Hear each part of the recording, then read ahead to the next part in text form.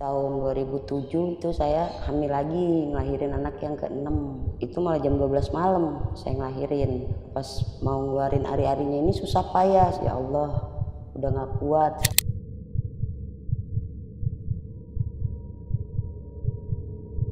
Ari, Wahyu, bangun. Itu pocong raksasa banget sampai mentok ke atap rumah. Itunya dermaganya. Udah gitu kain kapannya kayaknya lusuh tanah merah semua.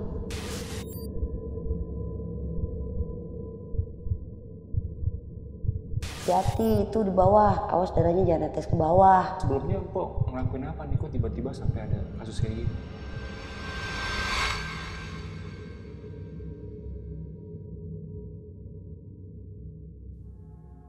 Assalamualaikum warahmatullahi wabarakatuh. Selamat malam dan berjumpa lagi bersama gue John Arya. Dan di depan gue ini sekarang udah kedatangan seorang wanita cantik yang sangat keren banget menurut gue, karena seorang ibu sekaligus juga seorang ayah bagi anak-anaknya nih, karena dia ini pekerja keras nih. Dan di depan gue ini udah ada Ibu Rita Sugiarto. Iya. Bukan Bu ya? Bukan. Siapa namanya Bu? Yanti. Ibu Yanti, Iya. teman-teman. Jadi di depan gue ini sekarang udah ada Ibu Yanti yang mau menceritakan kejadian-kejadian horor yang pernah dialami selama dia tinggal di bawah kolong jembatan. Ibu ya. Jadi Ibu Yanti ini sehari-harinya juga bekerja sebagai seorang apa nih Bu? Pemulung. Pemulung ya Bu ya. Kadang nyerokin dari kali. Kalau pas banjir habis hujan itu kan Manggarai dibuka tuh, banyak aqua, Oke. gelas-gelas. Po Yanti. Po Yanti datang ke sini mau cerita apa nih? Mau cerita tentang saya lahiran. Kenapa tuh Bu? Jadi saya mau lahiran tuh ditungguin sama kuntilanak di Kuntilanak Merah. Kuntilanak Merah? Wah, ini saya penasaran nih, mau dengerin ceritanya Empo tuh seperti apa lebih lengkapnya. Dan saya juga yakin teman-teman di rumah udah penasaran mau denger cerita dari Empo Yanti yang lahiran ditungguin sama kuntilanak merah. Jadi nggak usah lama-lama lagi, langsung aja nih kita dengarkan kisah lengkapnya hanya di Jalan Gelap.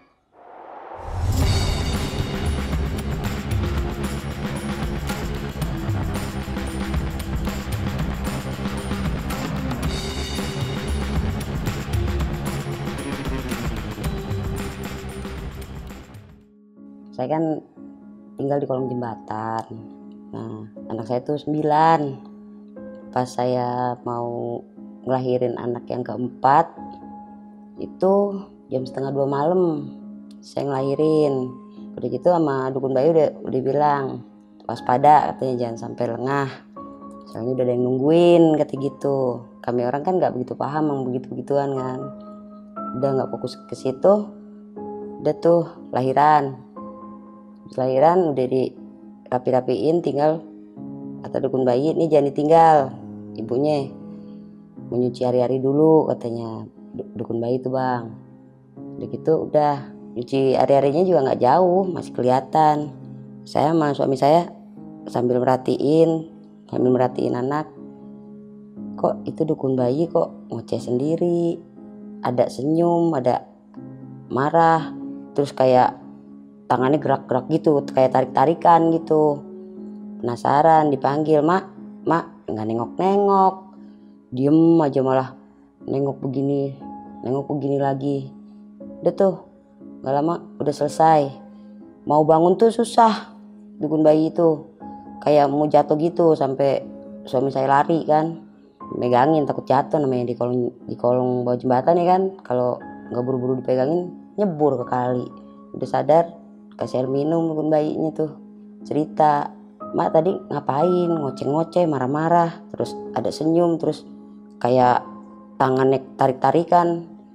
Emang ngapain sih mak, kayak orang gila, kata suami saya. Saya juga ikut ngomong, kata dukun bayinya, emang kalian nggak ngelihat apaan sih mak?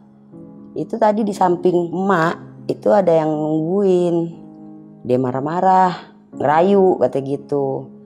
Udah nggak usah dicuci, mungkin gitu kali, kata dia gitu. Cuma sama saya nggak boleh. Ada nggak lama pas mau bangun tuh hari-hari dipegang katanya, jadi tarik-tarikan kata gitu. Dukun bayi itu sambil baca-baca kan sebisanya dia, sambil ngunyah-ngunyah apa nggak tahu dah. Nggak lama langsung hilang tuh. Itu juga air tuh kayak kena angin gimana sih, syuk gitu, udah hilang. Ngeliat airnya sih emang kayak ketiup angin, cuma ngeliat airnya doang. Kalau makhluknya saya nggak ngeliat. Air yang dimaksud air apaan tuh, Po? Air kali, jadi mungkin dia terbang kali gitu karena udah nggak dapet kali kan, apa gitu namanya barang gituan kan pasti kan secara tiba-tiba langsung angin aja gitu, gimana sih. Oke. Ini mohon maaf, nyuci ari-arinya di mana nih, Po? Di situ juga di bawah kolong jembatan. Pakai air kali? Iya, air kali tapi yang udah di nepin 2 hari. Saya kan bekas-bekas ember cat tuh. Kalau saya mulu kan kadang kalau lewat proyek yang masih itu tuh ya saya pinta kalau udah kosong saya bawa, saya cuci. Jadi buat nampung air. Oke. Ya beningnya kayak air ledeng. Oh berarti air Bagus. kali yang udah diendapin selama 2 hari. Iya. Buat nyuci hari-hari, buat mandi. Kalau buat masak enggak, buat masak beli. Itu posisinya Empo tinggal di daerah mana, Po? Karet. Di Karet. Deket stasiun Karet. Itu kan ada jembatan tuh. Ya itu di situ. Kalau untuk Empo sendiri selama Empo mengandung, ada keanehan nggak sih sebelum terjadinya anak Empo ini ditungguin sama si kuntilanak ini? Enggak pernah sih. Nggak pernah ada keanehan? Enggak. Emang sebelumnya Empo ngelakuin apa nih kok tiba-tiba sampai ada kasus kayak gini? Enggak pernah ngelakuin apa-apa. Ya memang kalau begituan itu kan apalagi kita kan tinggal di kolong jembatan ya, bukan di daerah rumahan. Sedangkan yang di daerah rumahan aja bau amisnya darah itu kan kalau buat makhluk begitu kan wangi, kecium. Apalagi kan jembatan yang saya tinggalin itu kan gak jauh dari kuburan Karet Bipak. Lokasinya memang bisa dibilang udah tergolong yang angker ya, Pak ya? Dibilang angker ya memang angker, cuma mungkin bagi mereka-mereka ibaratnya seperti manusia aja lah mungkin gitu ya kan. Kalau jiwa kita bersih, nggak punya pikiran jelek, mereka juga nggak mau enggan buat gangguin kita gitu intinya. Kita aja sebagai manusia kalau dicolek kan pasti marah kan gitu. Kalau saya kan lewat ya assalamualaikum, numpang-numpang. Po, mohon maaf nih, saya mau nanya nih, Po. Kalau wanita hamil pada umumnya kan selalu melakukan atau membawa barang-barang yang bisa dibilang untuk penangkal nih, Po, kayak bangle, peniti, gunting. Nah, kalau Po sendiri pada saat itu melakukan itu nggak? Saya lakuin tetap karena biar gimana kan itu bukan hanya mitos sebenarnya sih, memang nyata, memang ada. Tapi yang namanya walaupun kita udah pakai penangkal, udah pakai apa, kalau memang dia lagi mau ganggu ya ganggu. Terus nggak lama kan saya juga pindah tuh dari kolong seberang sini nih ke sebelah sana paling ujung yang lurusan dari kuburan Karet Bipak. Itu tahun 2007 itu saya hamil lagi, ngelahirin anak yang ke-6. Itu malah jam 12 malam saya ngelahirin. Itu ngeluarin bayi itu cepet. Dukun bayinya juga dari sore udah nungguin ya kan. Cepet. Nah pas mau ngeluarin ari-arinya ini susah payah sampai harus ngeden kali berapa kali aja gitu, nggak keluar sampai dukun bayi, suami saya, terus empo saya sampai udah pada lemes, udah pada nangis, saya udah bilang ya Allah udah nggak kuat, saya bilang.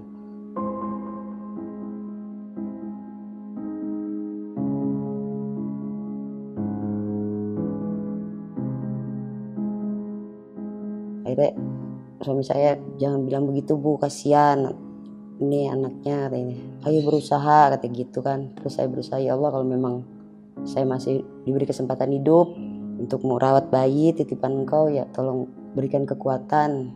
Kalau memang saya sudah waktunya pulang, saya ridho, saya ikhlas, saya bilang. Karena memang semua kehendak-Mu, saya bilang gitu kan. Dengan sisa-sisa tenaga tuh saya mencoba gitu kan. Saya teriak sekencang mungkin, keluar juga tuh. Dari kolong seberang ada juga kan di kolong seberang sananya tuh pada ngeliatin pas ngedenger saya teriak itu. Sambil teriak-teriak ke Yanti, Warso katanya. Hati-hati itu di bawah, awas darahnya jangan netes ke bawah. Kayak di bawah tempat lu ngelahirin tuh ada yang nungguin. Nah, salah satu nyebrang ke sini ke tempat saya kan, sambil ngebisikin dukun bayi sama suami saya sama empo saya biar pada berdoa gitu kan, pada ngejiasin apa biar cepet pergi. Saya nggak dikasih tahu, takut namanya habis lahiran kan masih ngeluarin darah apa takut lemas, apalagi habis ngeluarin bener-bener dikuras habis tuh tenaga. Bisik-bisik kamu bapaknya.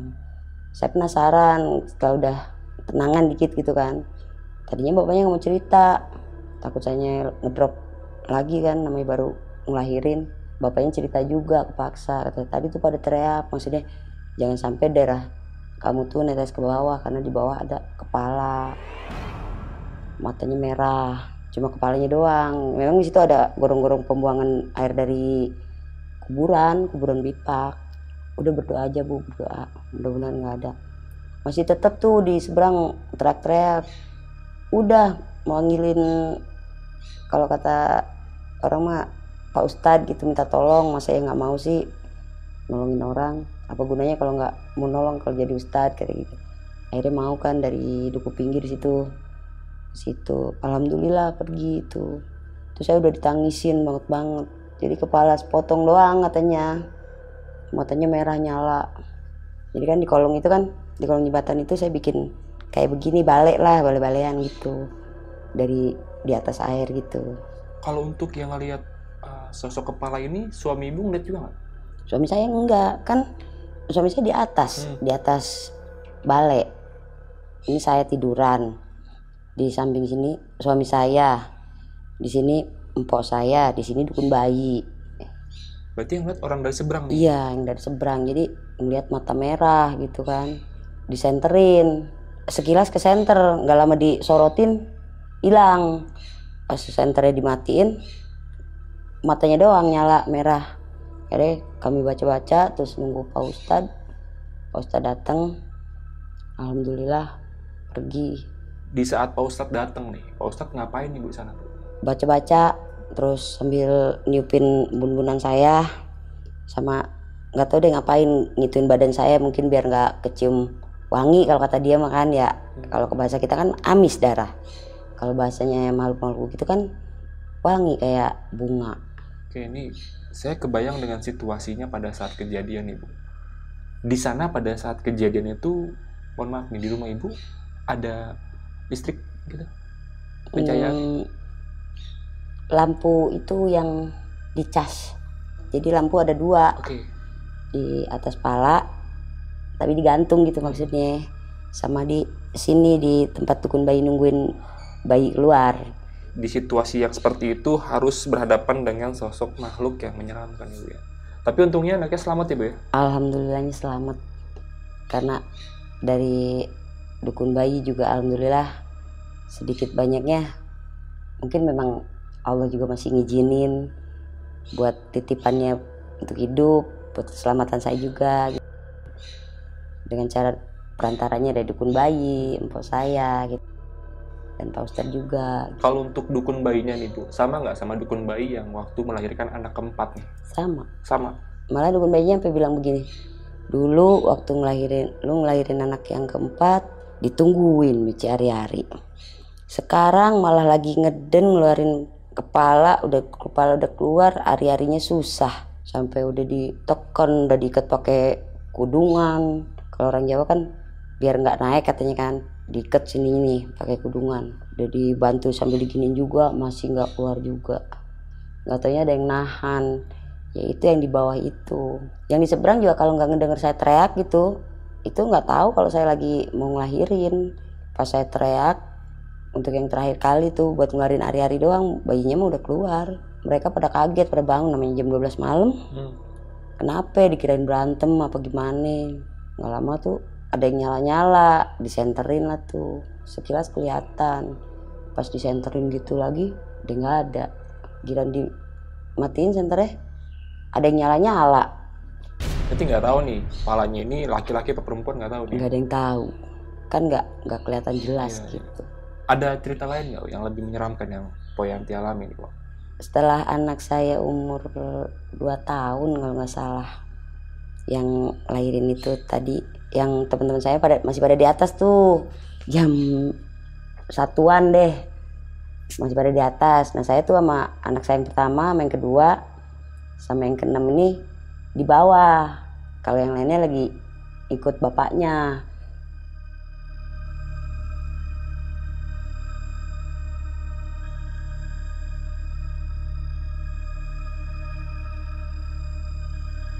Tuh saya bangun, pengen buang air kecil sekalian aus kan itu di kolong kan ada lubang-lubang begini, dibikin kamar gitu kan. Saya turun dari kamar ke tapang nih, habis buang air kecil, minum dulu aus sama ngerokok, terus sambil ngeliat anak-anak udah pada tidur, duduk tuh sambil ngerokok dulu ya kan.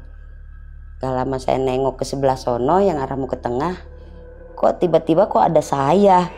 Lah, saya ngeliat diri saya sendiri, terus itu duduknya, mukanya dari samping tuh kayak persis ngeliat diri sendiri di cermin. Gimana sih, diikat-ikat rambutnya gitu, duduknya, cara duduknya. Astagfirullahaladzim, apaan itu ya? Ari, Wahyu, bangun. Ari, Wahyu, bangun. Itu saya udah sampai buang air kecil di celana sambil nenteng yang 2 tahun itu, kagak bangun-bangun, lihat jambaknya tarik, langsung lari ke atas.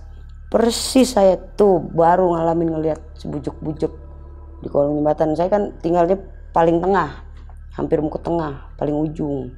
Anak saya pada bingung, sakit bu, ada apaan sih bu? Udah ntar aja di atas. Terus nyampe atas, teman-teman pada, kenapa lu Yan?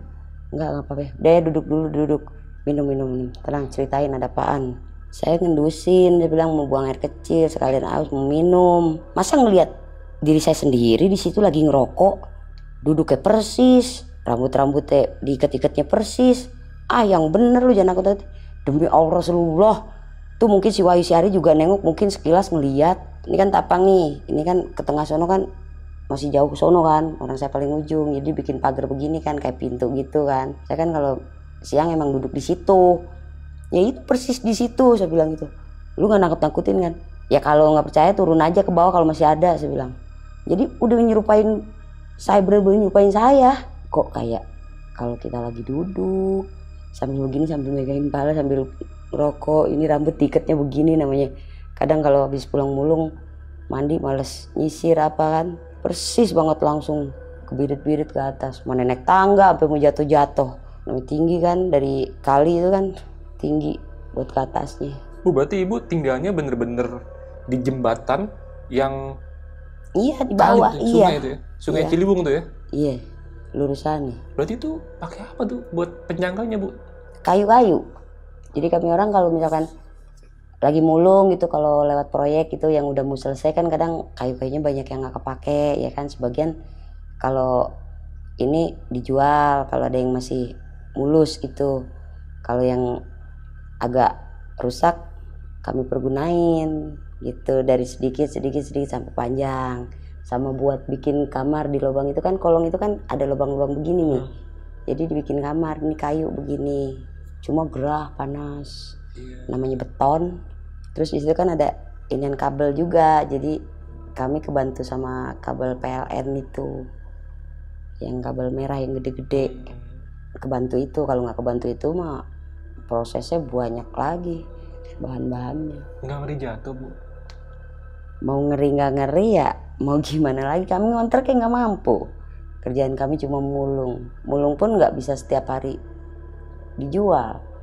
Kalau dijual setiap hari paling 20.000, 30.000 karena memang nggak ada bobotnya. Nah kalau misalkan ini kan kami jualnya 3 hari sekali, 4 hari sekali gitu. Kadang kalau kami lagi mulung, ya bukan berarti kami minta dibelas kasihanin orang ya. Kadang suka mungkin ada yang kasihan kali apa gimana. Kami biarpun begini masih mau berusaha keras gitu, walaupun dengan kotor-kotor ya kan. Kadang suka ada yang ngasih uang, ada yang ngasih sembako, beras. Kalau boleh tahu nih, ibu tinggal di kolong jembatan itu dari tahun berapa? Dari tahun 90-an. Dari mulai saya udah nggak punya orang tua. Orang tua saya meninggal, saya nggak punya saudara. Ya di situ sampai nikah, sampai punya anak. Pok, ada cerita atau pengalaman yang menyeramkan lagi nih selama Pok tinggal di kolong jembatan, Pok? Ada sih, anak saya nggak di situ. Nggak lama itu kan kami digusur, nggak boleh di kolong. Katanya banyak konglomerat lewat, kelihatan katanya. Akhirnya kami pindah tuh ke Tanggul, samping stasiun, bikin gubuk di atas, samping stasiun karet situ. Kami paling ujung, tuh masih rumputnya masih tinggi-tinggi banget. Kita kerja bakti, bersihin, terus pakai pohon-pohon yang udah nggak pakai, diriin kan. Udah jadi juga asal bisa ketutup biar nggak kehujanan aja sama kepanasan. Ceritanya dia jam 1-an, 1 malam bangun pengen buang air kecil. Memang belum dibersihin semua kan, masih ada pohon-pohon yang belum kami bersihin semua, rumput-rumput yang jalar-jalar gitu. Bangun tuh sambil, namanya bangun tidur kan sambil ngantuk-ngantuk gitu, baru buka celana sambil begini, gak lama katanya di depan langsung gegek orang katanya, tapi nggak kelihatan mukanya Bu, hitam gede tinggi, cuma matanya doang begini katanya. Ari mau ngeliat mukanya serem, kami kaget kan, kok grub. Saya sama bapaknya kaget, kenapa Ri, kirain ada yang mau iseng sama dia apa gimana kan. Diem dulu katanya, intip gitu. Ada apaan sih Ngor? Kan kadang panggil Ari, kadang panggil Pangor kan. Ada apaan sih Ngor? Sampai sayanya kesel sendiri, marah sendiri kan. Sabar kayak Bu, ntar dulu masih ada enggak? Wah, lu ngapain? Ntar diem. Enggak ada. Duduk deh, minum dulu Bu, bagi minum. Ada apaan sih? Ari tadi pengen kencing Bu, ya emang masih agak-agak ngantuk Bu. Tuh di pohon yang deket kita mandi apa, naruh air katanya gitu. Baru buka sleting, buka celana Bu, sambil melek gini. Tiba-tiba di depan Ari, orang gede banget tinggi. Rambutnya ngeriwok panjang gitu katanya. Cuma matanya doang merah, mukanya nggak kelihatan. Orang Ari keburu lari katanya gitu. Takut. Asli gemeteran, pucet pasti. Terus bapaknya keluar bawa garam kasar tuh, kalau kata orang dulu memang manjur, taburin aja garam kasar ntar juga pergi katanya gitu.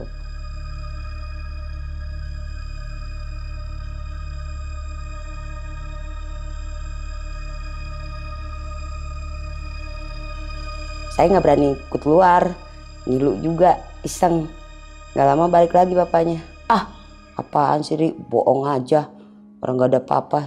Ya nggak ada apa-apa, bapak keluar ya udah pergi lah. Sampai yang diliatin cuma Ari doang katanya gitu. Masa ya dia mau nungguin bapak katanya. Besok-besoknya lagi nggak berani. Kadang cuma kedengeran suara kayak ada orang jalan.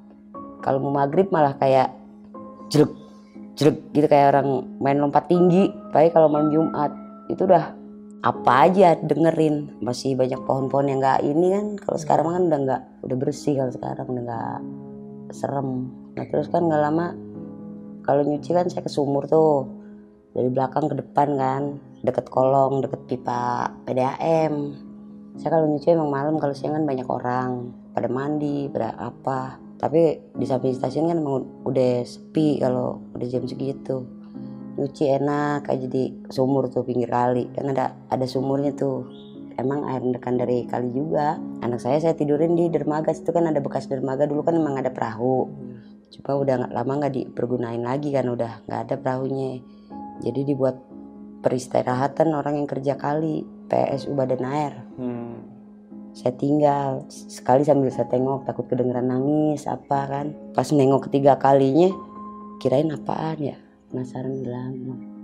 Itu pocong raksasa banget, sampai mentok ke atap rumah, atap itunya dermaganya.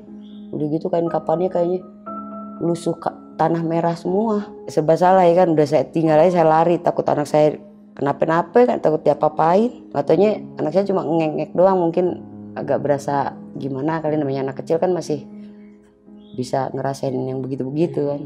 Udah saya samperin situ udah nggak ada apa-apa, tapi nggak lama mungkin dia baru mau iseng kali ya. Sayanya keburu nyadar, namanya ninggal anak ya kan, posisinya ya lumayan jauh sih. Saya di bawah, sedangkan dermaga kan di atas. Kesel kali apa gimana ya kan, bruak gitu, kayak ada yang jatuh di atas atap dermaga itu. Pas lihat nggak ada apa-apa, nggak ada batu, nggak ada apa. Untungnya alhamdulillahnya anak saya langsung saya baca-bacain sebisa saya aja. Pocong raksasa nih, saya baru tahu lagi nih. Itu kayaknya kelihatan dari sumur nih, kayaknya sama tingginya dermaga situ. Ya. Kalau untuk ukuran orang dewasa nih, sepantaran kita nih Bu ya, lebih tinggi mana nih? Dia lah Berapa kali lipat? dua kayaknya. Dua kali lipat. Abang aja, abang kan tinggi nih. Ini 2 kali abang. Gemuk apa? Iya, lebar begini. Kain kapan itu udah lusuh tanah merah. Itu posisi pocongnya itu ada di dermaga. Jadi ini kan dermaga kan sekotak gini nih. Ini kan jalanan yang mau ke sumur nih. Ini kan saya ke sumur, turun sini. Nah dia adanya di jalanan mau masuk ke kotak dermaga ini. Kalau kan untuk posisi anak ibu dari dermaga itu jauh? Iya, saya bawa. Kalau ditinggal di rumah nggak ada yang nungguin. Saya tidurin di dermaga. Kalau saya bawa ke bawah mau tidurin di mana kan? Yang pinggir kali kan gelundung. Iya, dermaga juga kan di pinggir kali tuh adanya. Iya, tapi kan ada pagar-pagar besi. Iya. Kayak semacam apa sih? Kayak seng tapi yang plastiknya itu. Itu umur berapa anak ibu? Udah gede, umur 5 tahun. Kalau nangis juga kan kenceng. Tapi tidur saat itu ya? Alhamdulillah tidur. Pas gak lama saya nengok kok langsung ada itu. Saya lari ke atas. Makanya mungkin pocongnya marah kali, belum sempet iseng ngasari kan gitu. Emaknya udah ke atas duluan kali gitu. Lagi mau ngeringi karena saya. Kaki sama dengkulnya udah adem. Saya sambil baca-baca doa. Tapi nggak nampak ya wajah pocongnya? Enggak, cuma ngelihat ini doang. Jadi pocongnya itu ngadep ke sono, ngadepin pohon pace kan nih. Sini ada pohon pace tuh. Ini tangga buat ke atas sini buat jalan ke depan. Pohon pace. Jadi dia ngadep ke pohon pace dia. Ya walaupun itu paling kelihatan matanya doang nyala. Ada lagi nggak bu kejadian-kejadian yang menyeramkan yang pernah dialami? Ada juga tuh bang, sama saya tinggal di situ tuh yang ketabrak kereta. Malah anak saya hampir sempat kebawa buat nolongin tuh ibu-ibu.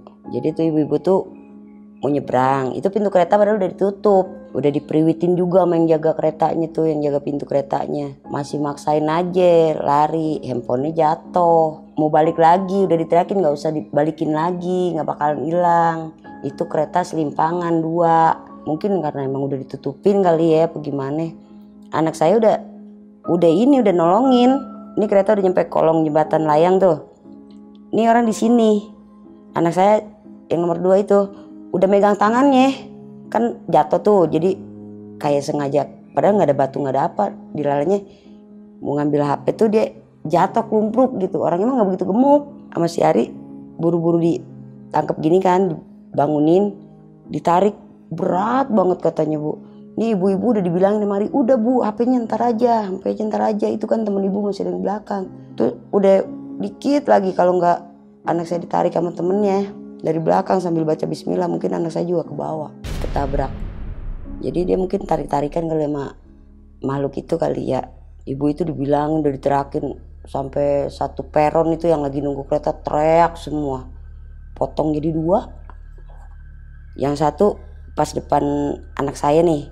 Karena anak saya ditarik nih langsung jatuh duduk kan. Nah bagian ini ke atas di samping pos penjaga kereta gitu. Potong deh. Tuh anak saya alhamdulillahnya gitu ya, temennya masih mau sempet narik. Orang Ari tuh bu ya udah diterakin, Ari masih denger katanya diterakin, udah lepasin. Mau dilepasin tuh ibu-ibunya nggak mau lepas katanya, kenceng banget meganginnya kayak mau ngajak, kayak mau bawa katanya. Tuh bagus Bang Busra dari belakang narik Ari, kalau nggak tahu deh, sampai pingsan, sampai dicariin polisi suruh jadi saksi. Dibawa ke masjid itu kan, samping pintu kereta kan ada masjid duku pinggir situ. Saya minta tolong aja sama Pak Ustadz biar nggak shock banget. Saya sampai nangis, ya Allah alhamdulillah makasih ya Allah, saya bilang. Kalau Papa Turi udah makanya baca doa, saya bilang. Untung masih dilindungin, masih dikasih kesempatan, saya bilang.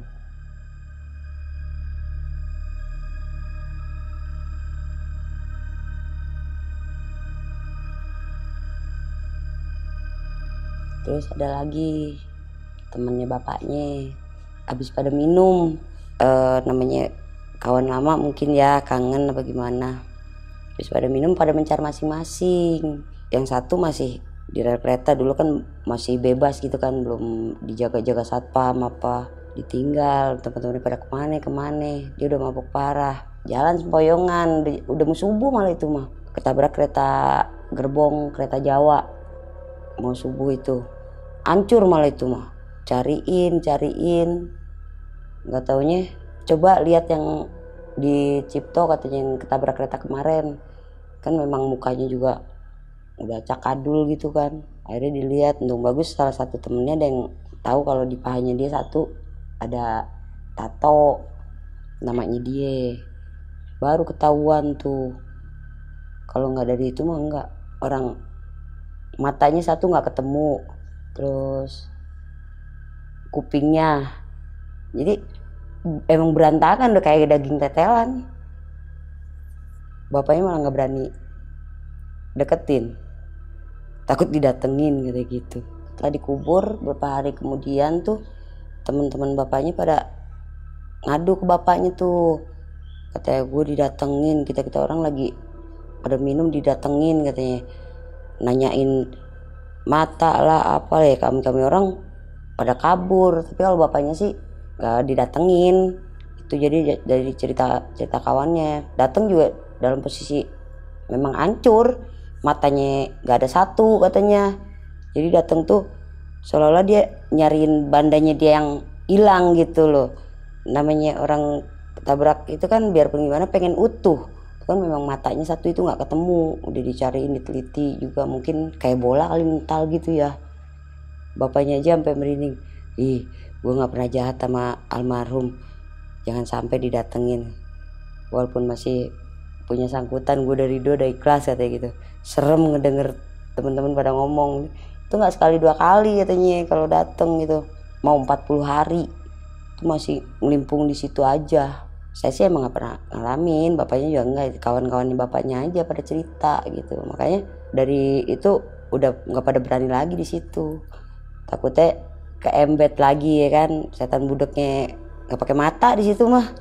Makanya kalau lewat rel ya Allah suka sekilas suka inget yang kepotong ya kan, walaupun cuma denger cerita kan ibaratnya kita ngebayangin ya hancur itu nggak ada yang utuh, badan tuh kayak gimana gitu kan. Kalau sampai pas lagi duduk tiba-tiba datang dengan yang hancur begitu ya, siapa orangnya sih nggak lari kan gitu. Setan budeknya juga emang nggak jauh sih bang. Maksudnya nggak jauh gimana nih? Orang situ juga, dia pendatang dari Banten kalau nggak salah, bininya orang Batak. Tuh di seberang kan dulu belum ada pospol tuh, yang di seberang stasiun kan sekarang pospol. Tadiannya bukan pospol, nggak ada pospol, cuma pangkalan ojek. Di sini ada bengkel. Nah itu yang gagu itu, yang punya bengkel itu tabrak kereta. Kalau kata orang mah jadi penunggu situlah gitu. Semasa hidupnya emang merki, jahat, medit. Orang pas ketabraknya juga, cuma nggak hancur, ketabraknya juga jadi ketempong pinggirannya kereta doang, kena pageran pos penjagaan kereta, sampai diulak-ulak sama bininya mah. Duitnya mah ketemunya sama polisi, primpen banget. Malam itu di situ tuh sering banget gitu, ada yang kesandung lah, padahal nggak ada batu nggak ada apa, kesandung. Yang jahatnya juga, setannya juga bukan orang jauh juga yang kami kenal juga, emang usil. Semasa hidupnya juga memang usil, emang bener jahat itu orang, emang gagu, asli gagu. Oh, aslinya nggak bisa bicara nih orang iya, ini. istrinya ada, anaknya juga ada, sampai sekarang malah anaknya sekarang ojek online. Tadiannya kan nggak begitu serem banget itu pintu kereta itu.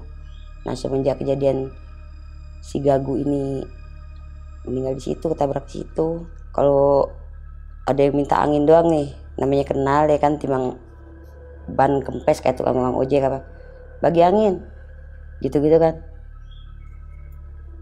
Udah minta angin doang katanya, langsung disiram pakai air yang buat ngituin ban bocor gitu. Banyak orang benci juga kan gitu.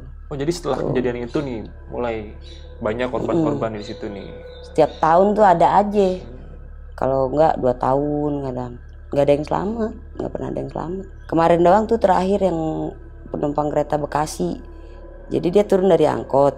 Aturan kan angkotnya nyampe ke depan stasiun, cuma bang turun sini aja bang ya, kita mau muter nggak ke Ben Hill katanya gitu. Nah kan di kolong itu kan ada putaran balik kan, ada turun tuh di situ, dia nyebrang. Nggak lama pintu kereta ditutup, nggak lama dia mungkin ada yang ketinggalan kali apa gimana, mau ngejar tuh angkot lagi kali, buru-buru berbalik, udah diiniin padahal di situ yang jaga pintu kereta udah maju ke di situ, maksudnya biar mobil nggak ada yang kepentok pintu kereta apa kan.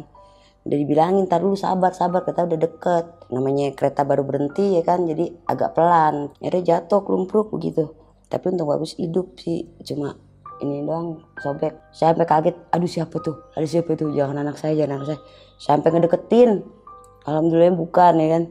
Dia bangun pelan-pelan duduk, lumpruk jatuh lagi. Yang jaga pintu kereta juga nggak berani ngedeketin, takutnya ada apa-apa kan, kena salahan. Tuh terakhir kemarin sebelum puasa. Serempet lah ya. Jadi suruh munduran, nggak mau munduran dia, mungkin takut angkotnya keburu pergi kali, apa ada yang ketinggalan gitu kali. Saya kan juga dari lokasi tempat tinggal Po ini kan nggak terbilang jauh Po ya, bisa bilang deket lah. Dan yang saya dengar nih dari beberapa orang yang saya tahu, korban-korban yang meninggal di lokasi itu bukan orang asli Jakarta. Emang bener? Pendatang banyak. Iya, memang kebanyakan pendatang. Yang ibu-ibu itu aja kan orang Makassar. Cerita kalau dengar ceritanya dari teman-temannya sih datang ke Jakarta mau reunian. Kecamatan Tanah Abang, belakang Kecamatan Tanah Abang itu kan emang ada kantor tuh. Tahu kantor apa lupa saya. Habis reunian dia mau ke Jogja, mau nengokin anaknya kuliah di situ. Dari Jogja katanya mau pulang. Nggak taunya reunian cuma nganterin nama doang gitu. Oke. Terus itu ibu-ibu yang setengah badannya hilang tuh ya? Iya, orang Makassar itu. Dosen malah katanya kalau nggak salah denger. Ya yang ketabrak aja yang jadi penghuni situnya aja kan bukan orang situ, orang Banten. Oh iya. Si gagunya. Nah terus yang terakhir kemarin juga orang Bekasi. Gak pernah ada yang ibaratnya penduduk asli Jakartanya gitu. Pak Yanti, terima kasih banyak ya.